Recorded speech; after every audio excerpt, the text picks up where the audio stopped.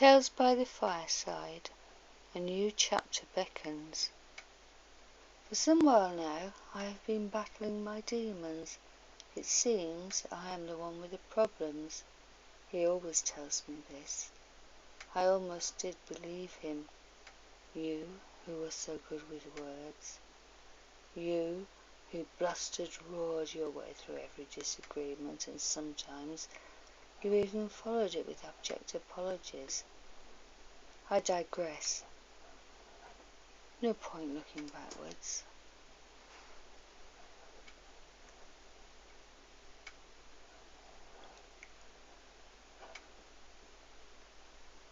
I need to look forwards and start making plans. I don't need to look backwards in order to move forwards. The promises, the lovely words and the protestations of love. Yes, indeed, a powerful counterbalance to the dark side of the moon. Perhaps I do need to go backwards in time, if only to remember who I was, stroke am.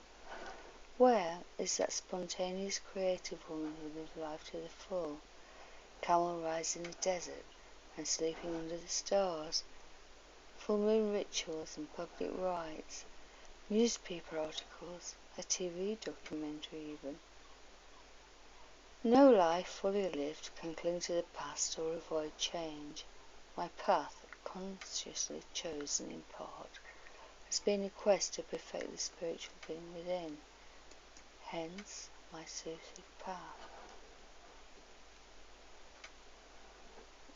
which has taken me just a little further down the path of self-knowledge and the unseen. I sit for a while and contemplate all the twists and turns I have encountered on this road less well travelled. Joy and ecstasy were mine to taste, tears and depression too. My wiser self tells me I have survived it all, yet somehow, battered, bloodied, but unbound, no longer fits.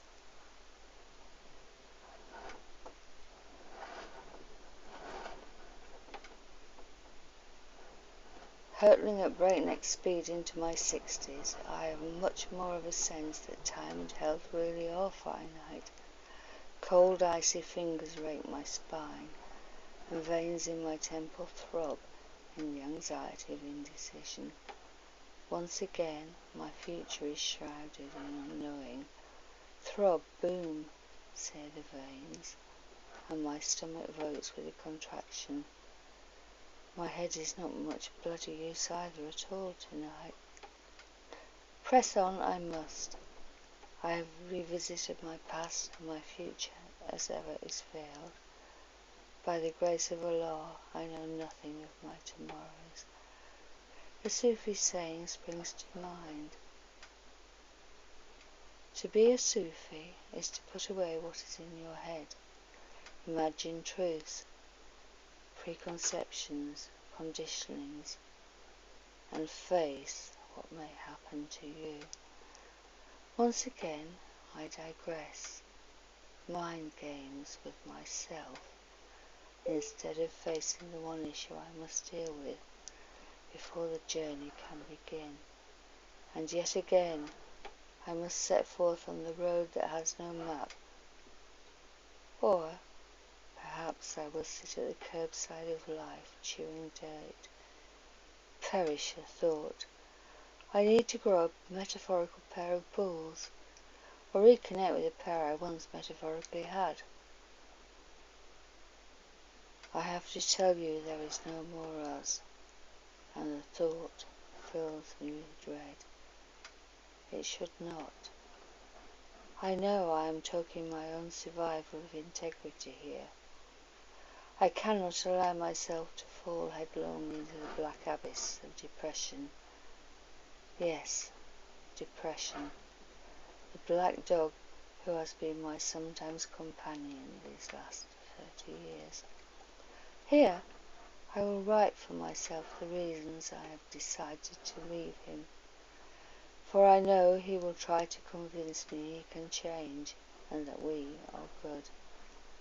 How many times have we been here before? How many? I recalled telling him, "One day you really will have the last word." I also recalled his response, "Is that a threat?" Just 1 week later, 1 week, a tiny fragment of time in the grand scheme of things, that last word came. I recall an article on micromanagement. The micromanager feels compelled to have his hands in everything. They scrutinize every move, and after a while the spouse feels incompetent, anxious and angry. I have not had any meaning conversations with him since his last word, deciding for now to adopt the promise, "If you attack me, you get my back. If you attack, you get my back." So what was so awful? In the grand scheme of things, it was nothing compared to what other women have experienced. I called him from work before my sleeping duty started, as he liked. He vented his frustrations about work. His staff won't follow his orders, ad infinitum. He then told me I should get some sleep. I assured him I was not planning on turning in for at least an hour. Another gruff outburst assaulted my ears. I bridled and prickled as he told me how I should be doing my job. To change the flow of conversation, I asked him if he had eaten. He replied in the negative and told me the meal was enough for 2 and we would eat it the next day. Ugh! The thought of 3-day-old coq au vin was not appealing to me. Nevertheless, I told him politely I did not fancy that. "Why?" he bellowed. "Why?" A tad over the top, I thought, and asked him what the problem was. Belligerent bull came out to play. "I'm not the one with the problem," he roared, or should I say bellowed. I closed the phone without further comment. Work was not the place to be having a heated debate, I told myself, and with a feeble excuse I hid behind my silence. Sleep did not come that night as I lay there despising myself for my lack of confidence. My lack of confidence to stand up and say with authority, "That is not acceptable." Pitifully and painfully, I had to acknowledge I did indeed doubt my ability to cope alone. That was never there before.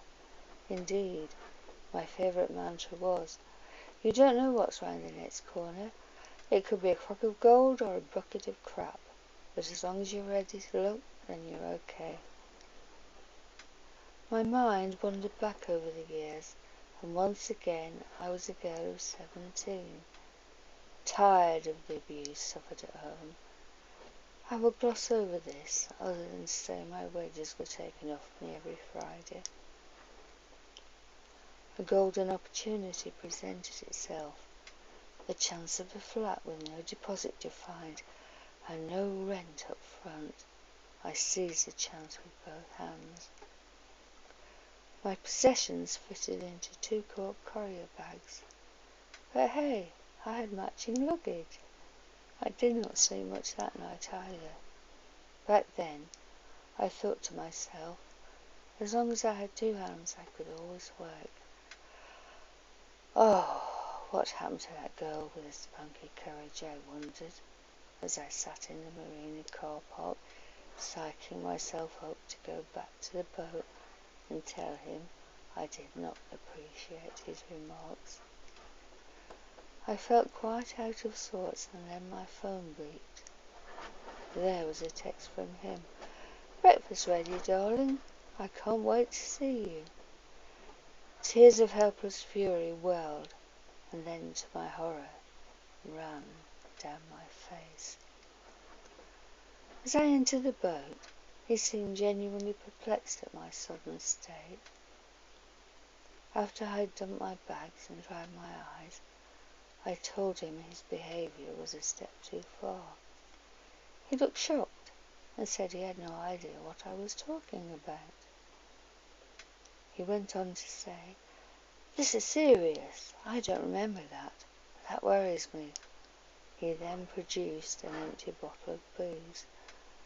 So it worried him, not half as much as it worried me. My father had been an alcoholic. Needless to say, the milk of human kindness was not exactly running through my veins at this time, more like piss and vinegar. I told him he had lied to me, and probably had experienced an alcoholic blackout. I recall he was embarrassed about being caught out in a lie.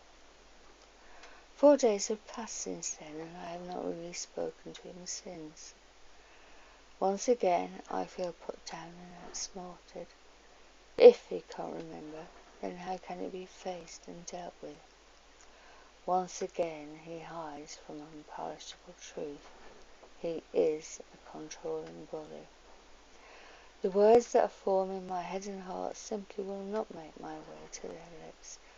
Another part of me wonders if I am being cruel, for to take away his words is to leave him defenceless. I despise this part of myself. After all these years I have not evolved as much as I thought I had. Nay, backwards even. Where is that girl? I want her back, I think. We can bury memories alive, and we can bury memories dead. I thought Shirley had been buried dead, but no, I am no more able at this time to protect myself than I was back then. But, as then, I can leave. I do have the option. My wiser self knows that spirit has always walked alongside me. All those lucky breaks? Spirit in action. Spirit, whether I call on you in the name of Isis or Allah, you are one, and I need another break as I set forth on the road less well travelled, the road with no map, the one Allah in his wisdom has veiled from my eyes.